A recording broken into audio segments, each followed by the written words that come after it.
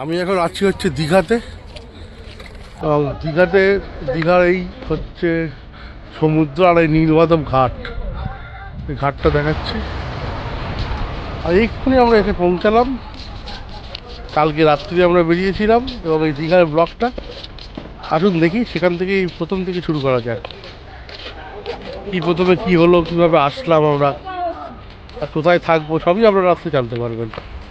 দেখতে থাকুন 2025-এর শেষের দীঘা মন্দারমণি ব্লগ।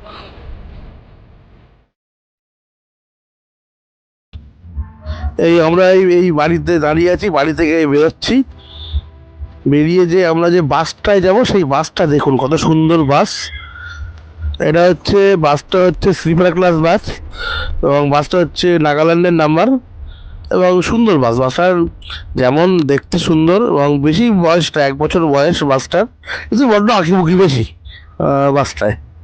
এবং দেখতে খুব মানে রং বেচঙ্গে করেছে, বিশাল রং বেচঙ্গে বাস। এবং এই বাসে করেই আমরা প্রথমে দীঘা যাব। দীঘা থেকে মন্দারমণি আমাদের একটা অনুষ্ঠান আছে, সেই অনুষ্ঠানে যাবো, সেটা শুনলেনই তো আপনারা। মোটামুটি এই বাসটাকে একটু আপনাদের দেখিয়ে দিচ্ছি। এবং বাসটা হচ্ছে ইটার কোম্পানি বাস, আর বডি তৈরি হয়েছে তো আপনাদের এই বাদুতেই, ওয়েস্ট বেঙ্গলের বাদু মধ্যমগ্রামের ওখানে বডি তৈরি করে। আর বাসটা হচ্ছে হাবড়ার বাস, হাবড়া অশোকনগর ওখানকার বাস এটা। মানে বাস আমাদের এখানে বাসের থেকে ছাড়লো, অশোকনগর থেকে ওখানে ছাড়বে। আর দেখুন এই বসার সিটটা, আর ভিতরে ডেকোরেশন এরকম মানে মানে বিরাট রংচঙে বিশাল রংচঙে বিরাট রংচঙে করা আছে। ভিতরের ডেকোরেশনটা দেখুন, খরচা করেছে বাসটা করতে গিয়ে, খরচা করেছে। এই আমার সিট, এখানে শুয়ে শুয়ে শুয়ে যাবো 4-5 ঘন্টার রাস্তা, শুয়ে যাবো, এবার ঘুমিয়ে পড়বো। মানে এই দেখুন সব ঘুমিয়ে পড়েছে বাসে, আর এখানে আমাদের দুজনের রাজ্যের জায়গা আছে। আর বাস এই ছেড়েও দিয়েছে, বাস এগোতে লাগলো।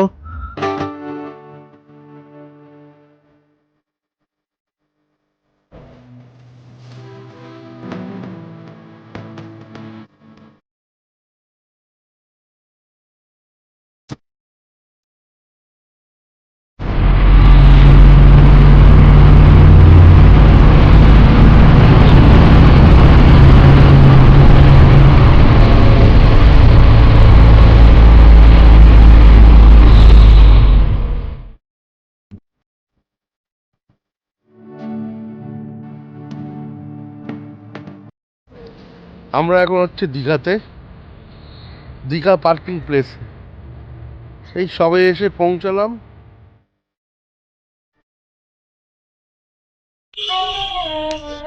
এবং আমরা এখন পার্কিং থেকে সোজা যাব হচ্ছে দীঘার সমুদ্রের দিকে। ওখান থেকে হাঁটতে হাঁটতে যাব আমরা দীঘার সেই জগন্নাথ মন্দিরের যে ঘাট, লাগোয়া ঘাট, সেই ঘাটে, মানে নীলমাধব ঘাট যেটা নাম দিয়েছে। আর দেখুন এখান দিয়ে আমরা হেঁটে হেঁটে হেলিপ্যাড গ্রাউন্ড থেকে হেঁটে হেঁটে বার হয়ে যাচ্ছি। আর এই পাশে পার্ক আছে, মানে এই অমরাবতী পার্ক, এখন নষ্ট হয়ে গেছে। আগে কত সুন্দর পার্কটা ছিল, মানে আগের যে সাজানো সেই অমরাবতী পার্কটাকে নষ্ট করে ফেলেছে এখানকার। আর দেখুন অনেকটাই মানে এখান থেকে সাধারণভাবে অটো নিলে ভালো হতো, আমরা অটো আর নেইনি।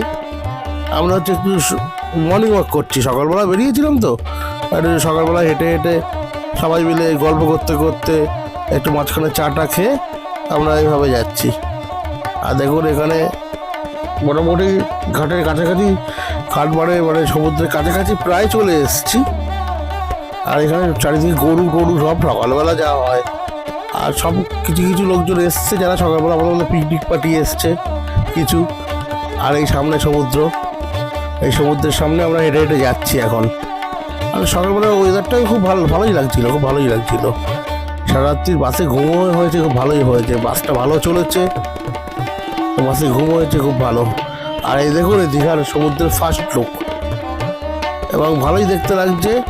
ওই দূরে হচ্ছে ওই নিউ দীঘার যে জায়গাটা, ওখানে যে বিভিন্ন অ্যাক্টিভিটিসগুলো হয়, যে স্পিড বোট করে ভিতরে নিয়ে যায়। আর দেখুন ভোরবেলা, এখন এটা 6টার আগে কত লোক দেখুন, শুধু মানে বহুত পর্যটক, মানে ভর্তি পর্যটক। মানে ওদিকটা সোজা নিউ দীঘা, আর এদিকে দূরে ওল্ড দীঘা। মানে আমরা এখান দিয়ে নিউ দীঘাই বলতে গেলে, এটাও নিউ দীঘার মধ্যে। আর এই যারা অ্যাক্টিভিটিস করায় তাদেরই একজন আমাদের ওই নিয়ে এসছে, অ্যাডভার্টাইজমেন্ট নিয়ে এসছে, নিউ বাসন্তী ট্রাভেল বলে। তাদের যে দেখাচ্ছে এই বোটগুলো চললে এত টাকা, কোনো 200 টাকা, কোনো 500 টাকা, প্যারাগ্লাইডিংও অনেক ওদের আছে, ওই দেখাচ্ছে বলে সবই চলবে। আর ওদের ওই দেখুন ফোন নাম্বারটা আপনারা স্ক্রিনশট করে নেবেন, দেখতে পাবেন। তারপরে আমরা হাঁটতে হাঁটতে ওই সেই ঘাটের দিকে যাচ্ছি, সেই দীঘা জগন্নাথ মন্দিরের যে ঘাট, সেই ঘাটের দিকে যাচ্ছি। দেখুন কি সুন্দর জায়গাটা, ভালো করেছে সকালবেলা। পাশে ম্যানগ্রোভ, কিছু ম্যানগ্রোভ আছে, এই যে সব যেগুলো ঝাউ গাছও আছে, ঝাউ গাছ। দীঘায় তো এমনি অরিজিনাল যে ওল্ড দীঘা বা নৌ দীঘা আছে, এখানে ঝাউ গাছ তো কেটে দিয়েছে, কিন্তু এই অংশ দুটো মাঝখানের অংশে কিন্তু ঝাউ গাছটা কাটেনি। এই সেই হচ্ছে দীঘা মন্দিরের ঘাট। একসময় ব্লু অক্সাইড দিয়ে নীল করে দিয়েছিল, তো এখন আর নেইছে নীল রঙ, অল্প অল্প নীল রঙ আছে।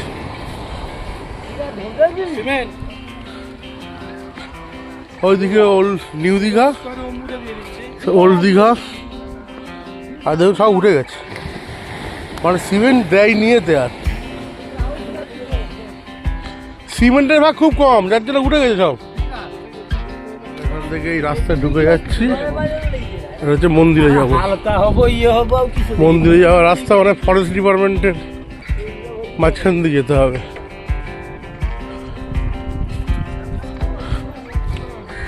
এই দাদা হচ্ছে ব্লগ করছেন, এই দাদাও ব্লগ করছেন,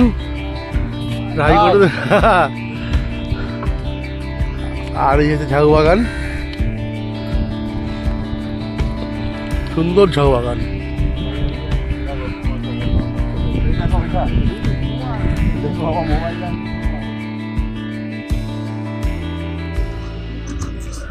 এই আমরা মানে দীঘা মন্দিরে যাওয়ার আগে ওই ফরেস্টের শেষের দিকেই একটা জায়গা থেকে আমরা রস খেলাম, মানে খেজুরের রস, বেশ টাটকা রসটা, ভালোই খেতে। 15 টাকা করে গ্লাস নিল। ওই বৌদি, মানে বৌদি আর ওই দাদা আছে, দুজন মিলে এই রস বিক্রি করেন ওরা প্রত্যেক দিন, মানে প্রতিদিন বসেন এই টাইমটায়।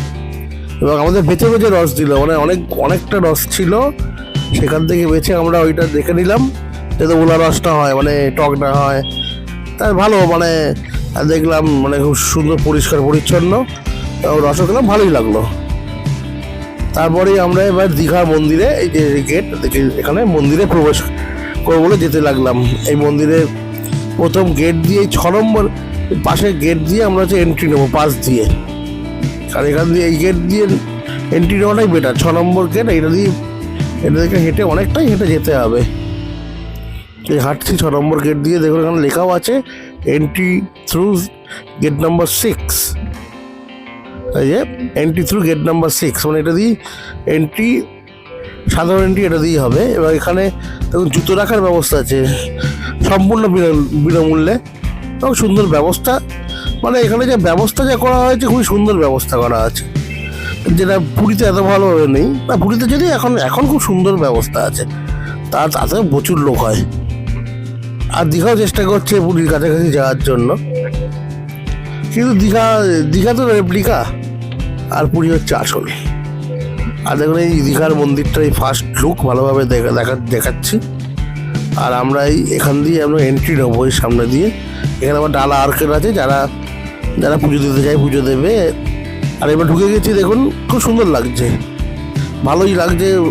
এটা আমাদের যে Digha cultural centre, Jagannath cultural centre বা দীঘা জগন্নাথ মন্দির, এটা ভালোই লাগছে। এবং এটা তো এবছরই উদ্বোধন হয়েছিল, 2018 সালে এর প্রথম পরিকল্পনা নেওয়া হয়েছিল, 2020 সালে তারপরে টোটাল ম্যাপটা আসে, ম্যাপ মানে প্ল্যানটা, আর 2022 সালে কাজ আরম্ভ করা হয়। কাজ আরম্ভ করে এই মন্দির নিয়ে, দীঘা মন্দির এবছর আগস্টে উদ্বোধন করা হলো। এই এখন আমরা এসেছি দীঘা, যে জগন্নাথ মন্দির তৈরি হয়েছে সেই মন্দিরে এসেছি আমরা। চলে এটা এখন দীঘার পুরী কালচারাল সেন্টার মন্দির বলে সবাই আসছে, খুব সুন্দর পরিবেশ, মন্দিরটাও খুব সুন্দর করেছে। আমরা এবার ভিতরে যাই, চলুন।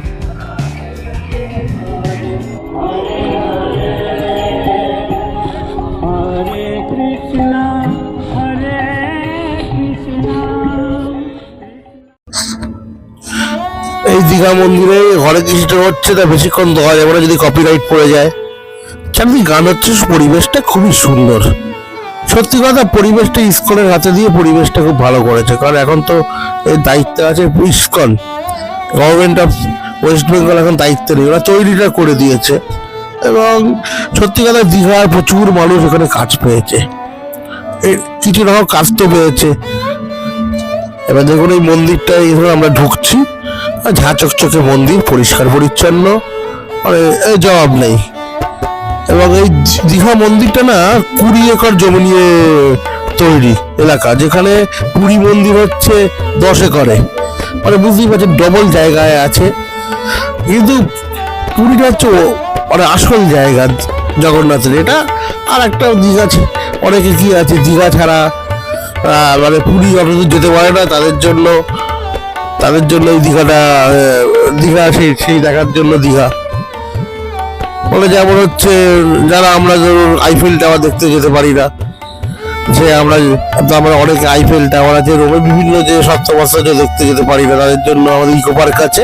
ঠিক তেমনি এই পুরী মন্দির যারা যেতে পারে না, তাদের জন্য দীঘা মন্দিরটা। কিন্তু রাজ্য সরকার যে কাজটা করেছে, ভালোই করেছে কাজটা, এবং মানে এটা প্রশংসাযোগ্য কাজ এবং সুন্দর কাজ হয়েছে। এবং মন্দিরের কারুকার্য খুবই ভালো, টোটালটা বেলে পাথর দিয়ে তৈরি এবং নিখুঁত কাজ, মানে কাজের কোনো জবাব নেই। প্রত্যেকটা অংশই সেইভাবেই দেখে শুনে, যে ইঞ্জিনিয়াররা যারা দায়িত্বে ছিলেন, মানে হিটকো থেকেই মনে করেছে, এটা দায়িত্বে ছিলেন, তারা খুবই সুন্দর কাজটা করেছেন। এবং অনেকগুলো যেমন পুরীতে ছিল ঠিক তেমনি করা হয়েছে, মানে পুরীতে যেমন যা কিছু সেটাই নকল করা যাকে বলে। মানে পুরীর মন্দিরকে টোটালটা এখানে যেন তুলে আনা হয়েছে। পুরীতে যেভাবে হয়, যেমন কি ওখানে পোশাকটাও গজা দেওয়া হয়। এবার মেন জায়গাটায় না আমাদের ঢুকতে দেয়নি, মানে যে ঠাকুরের জায়গায় ঢুকতে দিয়েছে, সরি, মানে ফটো তুলতে দেবে না, যার জন্য মেন মন্দিরের ফটোটা আমরা কিন্তু আপনাদের দেখাতে পারিনি। এর মধ্যে মেন মন্দির ঘুরেও নিয়ে আমরা চারিদিকে দেখছি। এই মেন মন্দির ঘুরে আমরা এই বাড়ির দিকে আবার নেমে যাচ্ছি। কিন্তু মেন মন্দিরে কি দুখানা জগন্নাথ দেখলাম, একটা ছোট একটা বড়। এটা আমার মনে হয় ঠিক হয়নি, একটা ঠাকুর রাখাই উচিত ছিল, মানে একটা পাথরের একটা কাঠের, কারণ পুরীতে কিন্তু একটাই রাখা আছে। আর এই দেখুন ওখান থেকে আমরা আস্তে আস্তে বার হয়ে যাচ্ছি। বিশাল এরিয়া জুড়ে যত লোকই হোক না কেন কোনো অসুবিধা হবে না, এবং খুবই পরিষ্কার পরিচ্ছন্ন, আর সবাই খালি পায়ে যাচ্ছে বলেই এটা সম্ভব। আরো এইভাবে দেখুন দীঘার আরো মানে সুবৃদ্ধি হোক, পর্যটন শিল্পটা উন্নত হবে। মানে এদের লোক ধরো আগে শুধু সমুদ্র দেখতে আসতো, এবার মন্দির দেখতেও আসবে। এবং এর জন্য দীঘাতে মানে ভিড়ও হচ্ছে, হোটেলও আরো তৈরি হচ্ছে, সাধারণ মানুষের জীবিকাও বাড়ছে। এরপরে না আমরা ব্রেকফাস্ট করার জন্য হোটেলে আসলাম, হোটেল বলাকা, ওই মন্দিরেরই কাছাকাছি, উল্টো দিকে একটু দীঘার গায়ে। সত্যি কথা বলতে মানে এই হোটেলটাই আপনাদের না আসাই বেটার, খুবই মানে মান খুবই নিম্নমানের। খাবারও যেমন ভালো না, ওদের ব্যবহারও ঠিক ভালো না, মানে প্রচুর টাইম নিয়েছে খাবার দিতে। আমরা একটা খুব বাজে হোটেলে খাচ্ছি, মানে যার ভালো না একদম, বলাকা হোটেল, মানে দিচ্ছে এত দেরি, দীঘায় হোটেল এত খারাপ হবে জানতাম না।